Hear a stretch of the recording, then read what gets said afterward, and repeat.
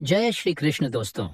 दोस्तों, क्या आपने कभी सोचा है कि आखिर क्यों कुछ घरों में ऐसी संतान पैदा होती है जो अपने माता पिता को बहुत दुख देती है। आपने देखा होगा कि कई बार पति पत्नी में सामंजस्य नहीं बन पाता, जबकि दोनों अपनी ओर से भरसक प्रयास करते हैं, फिर भी उनके रिश्ते में तालमेल नहीं बैठ पाता। आखिर ऐसा क्यों होता है? क्यों एक पिता अपने पुत्र को पालने में कोई कसर नहीं छोड़ता? वह हर संभव प्रयास करता है कि उसका बेटा हमेशा सुखी रहे, लेकिन जब वही बेटा बड़ा होता है तो वह अपने पिता को दुख देता है। क्यों? एक व्यक्ति अपने खान पान में सतर्कता बरतता जीवन जीता है, फिर भी उसका पूरा जीवन बीमारियों से घिरा रहता है। और क्यों कोई व्यक्ति दिन रात मेहनत करने के बावजूद भी अभावों में जीवन बिताने को मजबूर होता है? आखिर ऐसा क्यों होता है? दोस्तों, ऐसे अनगिनत प्रश्न है जो हमारी समझ से परे है। दोस्तों, हमारे धर्म ग्रंथों के अनुसार पूर्व जन्मों में किए गए कर्मों का फल हमें इस जन्म में भुगतना पड़ता है। कर्म चाहे अच्छे हो या बुरे, लौट कर जरूर आते हैं। कोई माने या ना माने, लेकिन यह बात बिल्कुल सत्य है कि हमारे कर्म हमारे पास वापस जरूर आते हैं। कहीं किसी के घर में सुख देने वाली संतान जन्म लेती है तो कहीं दुख देने वाली। आखिर ऐसा क्यों होता है? दोस्तों, कहीं ना कहीं यह सब हमारे अपने ही कर्मों का फल है, जिसके कारण यह सब होता है। दोस्तों, इन बातों को समझने के लिए हम आज आपको एक कथा सुनाने जा रहे हैं जो हर व्यक्ति के लिए महत्वपूर्ण है। मेरा आपसे निवेदन है कि इस कथा को अंत तक पूरा सुनिएगा। इसमें हम आपको बताएंगे कि कैसे पूर्व जन्म में किए गए कर्म इस जन्म में हमारे जीवन को प्रभावित करते हैं। दोस्तों, कथा को शुरू करने से पहले कमेंट जय श्री राधे कृष्ण। वीडियो को भी लाइक करें और अपने दोस्तों के साथ भी शेयर करें और चैनल को सब्सक्राइब करना ना भूलें। तो अधिक देर ना करते हुए इस कथा को शुरू करते हैं। दोस्तों, यह बहुत पुराने समय की बात है। एक गांव में दो कुत्ते रहते थे। दोनों पक्के दोस्त थे। वे हमेशा साथ रहते, साथ खेलते, साथ खाते पीते और साथ सोते थे। उनमें से एक का नाम था धीरू और दूसरे का नाम था वीरू। एक दिन धीरू और वीरू जब आराम से बैठे थे तो वे आपस में बातें करने लगे। धीरू बोला, मित्र वीरू, कभी कभी मैं सोचता हूँ कि हमने कौन से ऐसे बुरे कर्म किए थे जो हमें इस जन्म में कुत्ते का जन्म मिला है। सुबह से शाम तक दौड़ते दौड़ते हालत खराब हो जाती है, तब कहीं जाकर पेट भरने को थोड़ा बहुत मिलता है। कई बार तो जिस दरवाजे पर जाता हूँ तो वहां से डंडे मारकर भगा दिया जाता है। खाना तो दूर की बात, उल्टा डंडे की मार खानी पड़ती है। वीरू ने सहमति जताते हुए कहा, मित्र धीरू, तुम बिल्कुल सही कह रहे हो। कभी कभी तो बैठने की भी जगह नहीं मिलती। जहां थोड़ी देर के लिए बैठता हूँ तो कोई आकर डंडे मारकर वहां से भी भगा देता है। ना तो ठीक से बैठ पाते हैं, ना आराम से लेट पाते। कहूँ तो अब यह जीवन बोझ लगने लगा है। धीरू ने सिर हिलाते हुए कहा, वीरू, इसमें कोई शक नहीं कि हमने पिछले जन्म में जरूर कोई बुरे कर्म किए होंगे। यही वजह है कि हमें इस जन्म में यह दुख भरा जीवन जीना पड़ रहा है। धीरू आगे कहता है, वीरू, मुझे लगता है कि हमें अब कुछ करना चाहिए। क्यों ना हम तीर्थ यात्रा पर जाएं? तीर्थ की यात्रा, भगवान के दर्शन और साधु संतों का आशीर्वाद लेने से हम दोनों का कल्याण हो सकता है। यह जन्म तो हम नहीं बदल सकेंगे, लेकिन कम से कम अगला जन्म तो सुधर ही सकता है। दोस्तों, यही सोचकर एक दिन धीरू और वीरू ने तीर्थ यात्रा पर जाने का निश्चय किया। हालांकि उन्हें रास्ता नहीं पता था, लेकिन उन्होंने ठान लिया था कि यात्रा आरंभ करनी चाहिए। रास्ता तो धीरे धीरे मिल ही जाएगा। अगले दिन सुबह होते ही दोनों यात्रा पर निकल पड़े। रास्ते में चलते चलते जब रात हो गई तो वे एक गांव के बाहर एक बड़े पेड़ के नीचे रुक गए। दिन भर की थकान से वे इतने चूर हो गए कि तुरंत सो गए। सुबह उठने के बाद उन्होंने फिर से अपनी यात्रा प्रारंभ की। चलते चलते लगभग दोपहर का समय हो गया तो उन दोनों को भूख का एहसास होने लगा। धीरू ने वीरू से कहा, मित्र, अब तो मुझसे और भूख के मारे जान निकल रही है मेरी। इस पर वीरू ने कहा, तुम सही कह रहे हो मित्र। देखो, सामने जो गांव दिख रहा है उसके पास एक घना पेड़ भी है। पहले वहां थोड़ा आराम कर लेते हैं, फिर गांव में जाकर खाने का कुछ इंतजाम देखेंगे। हो सकता है वहां कुछ खाने के लिए मिल जाए। अभी वह दोनों उस पेड़ के नीचे विश्राम कर ही रहे थे, तभी उन्हें पास में कुछ चूहे भागते हुए दिखे। उन चूहों को देखकर वीरू के मुंह में पानी आ गया। वह धीरे से बोला, सुनो धीरू, क्यों ना हम इन चूहों में से दो चार पकड़ कर खा लें। इससे हमारी भूख तो मिट जाएगी। धीरू ने गंभीरता से सिर हिलाते हुए कहा, नहीं वीरू, हम तीर्थ यात्रा पर निकले हैं और तीर्थ यात्रा में किसी की हत्या करना पाप होता है। ऐसा करना तो दूर, यदि मन में इस तरह का विचार भी आया तो भी पाप लगेगा। हम पुण्य कमाने लिए तीर्थ यात्रा पर निकले हैं।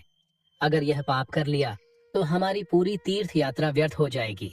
वीरू ने कहा, तो फिर कोई और उपाय सोचो जिससे किसी भी जीव की हत्या ना हो और हमारा पेट भी भर जाए। यह सुनकर दोनों मित्र वहां से आगे बढ़ गए। चलते चलते वे एक चौराहे पर पहुंचे जहां एक मंदिर था। कुछ देर आराम करने के बाद दोनों ने तय किया कि अब उन्हें अलग अलग दिशा में जाना चाहिए। धीरू ने कहा, अगर हम साथ चलेंगे तो दोनों का पेट ठीक से नहीं भरेगा। अलग अलग जाएंगे तो जो भी मिले हम खा लेंगे। दोनों ने यह भी तय किया, इसी चौराहे पर मिलेंगे। जो यहाँ पहले पहुंच जाएगा वह दूसरे का यही रुककर इंतजार करेगा। इसके बाद दोनों अलग अलग दिशाओं में चल पड़े। धीरू चलते चलते एक गांव में जा पहुंचा। उस गांव में एक सोनार रहता था। उस समय वह सोनार पूजा कर रहा था और उसकी पत्नी ने उसके लिए खाना तैयार करके थाली में परोसा था। थाली में पूड़ी, सब्जी, खीर, दाल, चावल, अचार, दही आदि सजाकर रखे हुए थे। वह सोनार पूजा खत्म करके भोजन के लिए बैठा ही था कि तभी धीरू झट से थाली में मुंह डालकर 2-3 पूरियां उठाकर वहां से भाग गया। सोनार यह देखकर हंसते हुए बोला, राधे कृष्ण, राधे कृष्ण। उसने उठकर हाथ धोकर अपनी पत्नी से कहा, बेचारा यह कुत्ता बहुत भूखा लग रहा है, इसीलिए तुम यह थाली इसे ही खिला दो, शायद इसकी भूख मिट जाए। सोनार की पत्नी को यह बात बिल्कुल पसंद नहीं आई। वह गुस्से में बोली, यह आप क्या कह रहे हैं? इस कुत्ते को यह थाली? इसमें मैंने कितनी मेहनत से स्वादिष्ट पकवान बनाए हैं और आप इसे कुत्ते को खिलाने की बात कर रहे हैं।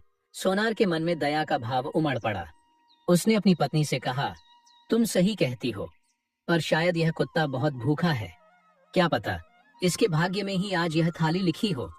कहते हैं दाने दाने पर खाना होता है, इसलिए इसे यह थाली मिलनी ही थी और इसने इसे झूठा कर दिया। इसके बाद सोनार ने धीरू को पेट भर खाना खिलाया। धीरू ने तृप्त होकर सोनार को मन ही मन दुआएं दी और आशीर्वाद देते हुए वहां से चला गया। उधर वीरू इधर उधर भटकते हुए एक व्यापारी के घर जा पहुंचा। व्यापारी ग्राहकों से झगड़कर थका मांदा अपने घर लौटा था। उसकी पत्नी ने उसके लिए तरह तरह के पकवान और मिठाइयों से सजी थाली रखी थी और वहां से चली गई थी। जब वह व्यापारी खाने के लिए बैठा और थाल खोल करके भोजन करने के लिए तैयार हुआ ही था कि तभी वीरू ने मौका पाकर थाली में मुंह डाल दिया और एक रोटी का टुकड़ा तोड़कर भागने की कोशिश करने लगा। यह देखकर व्यापारी का पारा चढ़ गया। उसकी आंखें गुस्से से लाल हो गईं। उसने कोने में रखी लाठी उठाई और गालियां देते हुए वीरू की कमर पर जोर से वार किया। दर्द से चिल्लाते हुए वीरू वहीं गिर पड़ा। उसकी कमर टूट चुकी थी और वह भागने में असमर्थ हो गया।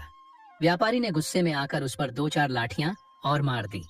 वीरू अधमरा हो गया। वह सोचने लगा, मैं तो यहाँ पेट की आग बुझाने आया था, लेकिन यहाँ तो जान पर बन आई।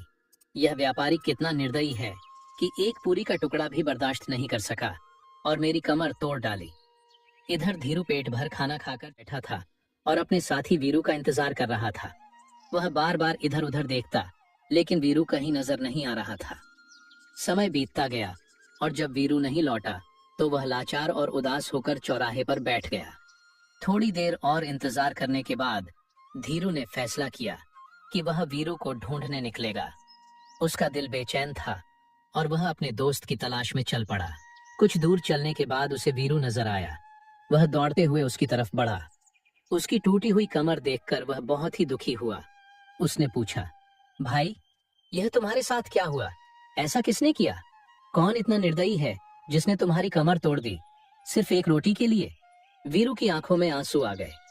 उसने दर्द से कराहते हुए धीरू को पूरी कहानी सुनाई। कहानी सुनकर धीरू की आंखों में आंसू आ गए। वह दुख से भर गया। कहानी सुनाकर वीरू गुस्से से बोला, मैं उस व्यापारी से बदला जरूर लूंगा। उसे बताऊंगा कि खुद की कमर कैसे टूटती है। लेकिन वह क्या करता? वह तो मजबूर था। वह अधम योनि में जो जन्म ले चुका था और वह कुत्ते की योनि में था। धीरू भी कृतज्ञ होकर बोला, मुझे भी उस सोनार का कर्ज चुकाना है। उसने मुझ पर कितनी कृपा की है। इन सब बातों पर विचार करते हुए आखिर में दोनों कुत्तों ने यह फैसला किया कि उन्हें अब अपने प्राणों को त्याग देना चाहिए और प्राण त्यागने के पश्चात उनके घरों में जन्म लेना चाहिए। इसके बाद दोनों कुत्ते, धीरू और वीरू, एक नदी में डुबकी लगाकर अपने प्राण त्याग देते हैं। संयोगवश व्यापारी को कोई संतान नहीं थी और ना ही सोनार को। सोनार के घर धीरू का जन्म हुआ और व्यापारी के घर वीरू का जन्म हुआ। व्यापारी बहुत खुश हुआ, लेकिन उसकी खुशी पाई। जैसे ही व्यापारी के घर पुत्र पैदा हुआ, उसका बैल मर गया और उसकी पत्नी भी बीमार रहने लगी। साथ ही उसके बेटे के पहले ही जन्मदिन पर व्यापारी के हरे भरे खेतों में जानवर घुस गए, जिससे व्यापारी का जीवन मुश्किलों से भर गया। उधर सोनार के घर में भी जब पुत्र पैदा हुआ तो पुत्र के जन्म के साथ ही सोनार की पगड़ी राज दरबार में ऊंची हो गई। सोनार ने राजा को एक युद्ध में जीत की बात बताई, जिससे प्रसन्न होकर राजा ने उसे राज्य मंत्री नियुक्त किया और उसे एक महल और अपार धन भेंट दिया। जैसे जैसे सोनार का बेटा बड़ा हुआ, वह अपने पिता के समान तेजस्वी और गुणी साबित होने लगा। उसने कम उम्र में ही शास्त्रों का गहन अध्ययन कर लिया था। उसकी विद्वता का आलम यह था कि बड़े बड़े विद्वान भी उससे शास्त्रार्थ में पराजित हो जाते थे। यह देख सोनार का हृदय गर्व और आनंद से भर जाता था, क्योंकि उसका पुत्र उसे हर कदम पर सुख देता था। वहीं दूसरी ओर व्यापारी का बेटा बिल्कुल अलग स्वभाव का निकला। वह आलसी और दुष्ट प्रवृत्ति का था। हर छोटी बड़ी बात पर अपने पिता को ताने मारता, गालियां देता और घर का पैसा जुए में बर्बाद करता। व्यापारी अपने बेटे की ऐसी हरकतों से परेशान होकर अत्यंत दुखी रहने लगा। अंततः उसने सोचा कि बेटे को उपाय करना चाहिए। इसी सोच के साथ वह एक प्रसिद्ध ज्योतिषी ब्राह्मण के पास गया। उसने देखा ज्योतिषी ब्राह्मण अपनी कुटिया के बाहर ध्यान मग्न बैठे थे। फिर वह व्यापारी उनके पास गया और अपनी समस्या उसके सामने रखी। ज्योतिषी ब्राह्मण ने उसकी बात सुनी और कहा, तुम्हारे बेटे को सुधारने का सबसे अच्छा उपाय है उसका विवाह। तुम अपने बेटे का विवाह करवा दो। विवाह का बंधन अक्सर बुरे से बुरे स्वभाव को भी बदल देता है। फिर व्यापारी ने ब्राह्मण को प्रणाम किया और घर लौटकर तुरंत अपने बेटे का विवाह कराने का निर्णय लिया। वह अपने पुत्र के लिए योग्य कन्या की तलाश करने लगा। उधर सोनार ने भी अपने पुत्र के विवाह का विचार किया और शीघ्र ही उसका विवाह एक सुशिक्षित और गुणी लड़की से करवा दिया। सोनार की बहू ने आते ही अपने ससुराल को स्वर्ग बना दिया। उसका व्यवहार ऐसा था कि उसने पूरे परिवार को खुशियों से भर दिया। दूसरी तरफ व्यापारी ने भी अपने बेटे का विवाह करवाया, लेकिन विवाह के अगले ही दिन एक भयानक घटना घटी। उसका बेटा अचानक चल बसा। बहू ने घर में आते ही कोहरम मचा दिया और रो रो कर अपने ससुर को कोसने लगी। बहू के कटु वचन से सदमे में चला गया। उसने अपनी हालत पर रोते हुए दीवार से सिर पटकना शुरू कर दिया और चिल्लाने लगा, मेरा बेटा मेरी कमर तोड़कर चला गया। दोस्तों, यह कहानी हमें सिखाती है कि जैसा हम कर्म करते हैं वैसा ही फल हमें भोगना पड़ता है, चाहे वह कर्म इस जन्म के हो या पिछले जन्मों के। जैसे इस कहानी में सोनार ने अपने जीवन में अच्छे कर्म किए, जिसके कारण उसे एक सुखद और गुणवान संतान मिली। वही व्यापारी के बुरे कर्मों का परिणाम उसे दुखी और अहंकारी संतान के रूप में मिला है। कि हमारे जीवन में जो भी सुख दुख आते हैं वे हमारे कर्मों का परिणाम होते हैं। पति पत्नी में अनबन, घर में क्लेश या कोई अन्य समस्या, यह सब हमारे पूर्व जन्म के कर्मों का फल है। कर्मों का भोग धार्मिक और आध्यात्मिक दृष्टिकोण से मिलता है। धार्मिक और आध्यात्मिक साहित्य में कहा गया है कि अच्छे कर्मों से सद्गुणों और शुभ परिणामों की प्राप्ति होती है, जबकि बुरे कर्म जीवन में कष्ट और दुख लाते हैं।